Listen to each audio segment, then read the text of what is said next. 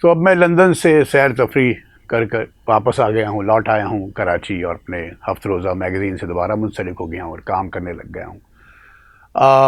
اپنی کہانی کا سلسلہ وہیں سے شروع کر رہا ہوں جہاں سے ٹوٹا تھا۔ آ، یہ عجیب دور تھا مجھ پہ۔ میں I was in my late twenties, اور میں ایک خاص طرح کی بوریت کا شکار تھا، بورڈم کا، جسے اور وہ جو بوریت تھی، ایک ایک ایک لا یعنی ایک بے معنی سی فیلنگ آتی تھی زندگی کی، اور وہ جو بوریت تھی وہ کبھی کبھی اداسی کی شکل اختیار کر جاتی۔ اس کا کوئی سبب نہیں تھا، اگر کوئی اب سبب تلاش کرنے لگ جائیں، کوئی سائیکو اینالائز کرنے لگ جائیں، تو ضروری نہیں ہوتا ہر چیز کا سائیکو انالیسس۔ تو ایک اداسی بھی کا بھی شکار ہو جاتا تھا۔ میں نے جو ان دنوں دو ایسی کتابیں پڑھی جو جنہوں نے جن کتابوں نے اس اداسی کو، اس بوریت کو ایک ڈائمنشن دیا ہے۔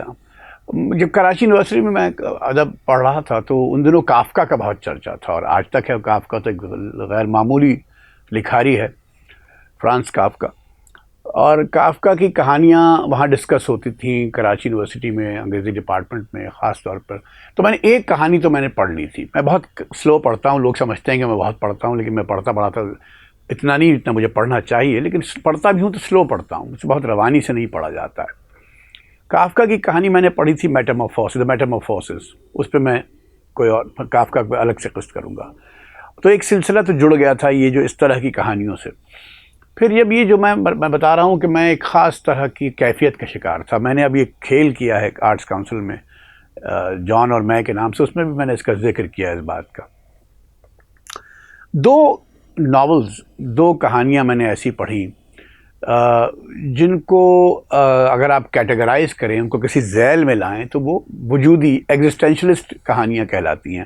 ایگزسٹینشلزم کی جو تحریک تھی وجودیت کی، وہ یوں تو 20ویں صدی کی جو آغاز ہے اس میں بہت مقبول تھی، اور ہمارے ہاں پاکستان میں 70 80 90 کی دہائی میں وجودیت کے بارے میں بہت بات ہوتی تھی، کیونکہ اس سے پہلے وجودیت ایک انفرادی تحریک تھی، اور اس سے پہلے ہمارے ہاں جو جنوبی ایشیا ہے اس میں پروگریسو رائٹرز بہت مقبول تھے، وہ ایک اجتماعی تحریک تھی۔ تو وجودیت کو ذرا سا پیچھے دھکیل دیا جاتا تھا 20ویں صدی کے پہلے نصف میں اور ذرا سا بعد۔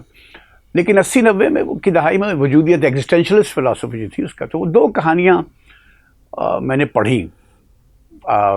ایک تو ژان پال سارتر، یا جسے اردو میں سارتر کہتے ہیں، ان کی کہانی تھی نوشا، اور ایک کہانی البیہ کیمو کی کہانی دا اسٹرینجر۔ یہ دو ناول میں نے پڑھے اور ان پہ بہت اثر ہوا مجھ پہ۔ نوشا کیا کہیں گے، صحیح لفظ نہیں ہے، قے کی جو کیفیت ہوتی ہے، ایک عجیب سی کیفیت کا شکار ہونا۔ کہانی کیسے صاحب کی ہے جو ایک فرینچ ایرسٹوکریٹ کی بایوگرافی لکھ رہے ہیں، 10 برس سے وہ کام نہیں کرتے، وہ بایوگرافی لکھ رہے ہیں۔ اینٹوان ہاکنٹا ان کے کیریکٹر کا نام ہے، جو وہ کہانی جو بایوگرافی پہ لکھنے پہ معمور ہیں۔ لیکن یہی ان کی زندگی کا پیٹرن ہے، جس سے وہ بہت ایک خاص پیٹرن ان کی زندگی ہے، جس سے وہ خاص طرح کی بوریت کے شکار ہے، جیسے میں بھی شکار تھا ان دنوں بوریت کا۔ اور اسے ایک جو زندگی کی جو رینڈمنس ہے، بے ترتیبی کہہ لیجئے، بے تکا پن کہہ لیجئے، وہ بہت ستاتی ہے۔ وہ بایوگرافی لکھ رہا ہے لیکن کچھ اور کرنا چاہتا ہے، نہیں کر پاتا، لوگوں سے ملتا ہے تو لوگوں میں اور آبجیکٹس میں، چیزوں میں اسے ایک بے معنی پن دکھائی دیتا ہے کہ یہ سب لایانی چیزیں ہیں۔ اور یہ ہمارا مشاہدہ جب تک ہے، جب تک موجود ہیں۔ پھر وہ اس میں ایک مشہور سین ہے نوشا میں کہ وہ ایک درخت کو دیکھتا ہے، درخت کے تنے کو، روٹ کو دیکھتا ہے، تو وہ اس روٹ کو دیکھ کر اس کو احساس ہوتا ہے کہ اس روٹ نے اس کا اصل چھپایا ہوا ہے۔ تو یہاں سے وہ جو ایگزسٹینشلسٹ فلسفی جنم لیتی ہے کہ ایسنس پریسیڈز ایگزسٹنس، یا ایگزسٹنس پریسیڈز ایسنس، کیا تو ایگزسٹنس پریسیڈز ایسنس۔ تو یہ اس طرح کی کہانی، اور پھر وہ آگے چلتا ہے، لیکن وہ مطمئن نہیں ہے، اس کے ہر چیز بیزار کرتی ہے. جی ہاں، بیزار کا لفظ ٹھیک ہے. اور ایک لمحہ ایسا بھی آتا ہے کہ وہ خودکشی کے بارے میں سوچتا ہے، مگر پھر وہ کہتا ہے خودکشی بھی تو ایک رینڈم سلسلہ ہی ہوگا، وہ بھی تو ہماری بے ترتیبی کے ایک سلسلے میں شامل ہو جائے گا، اس میں کیا خاص بات ہے. اور یوں کہانی کے اینڈ میں آخر میں جا کے وہ میوزک سنتا ہے، تو میوزک کہیں جا کے اس کو ذرا سی سولس پرووائڈ کرتی ہے. دا اسٹرینجر جو البا کیمو کا جو ناول ہے وہ بہت ہی مشہور، اس کی بگننگ، اس کا آغاز، اس کے ابتدا کے ناول کی بہت مشہور ہے کہ وہ جو کردار ہے مرسو، جو کلرک ہے، اس کی ماں مر جاتی ہے.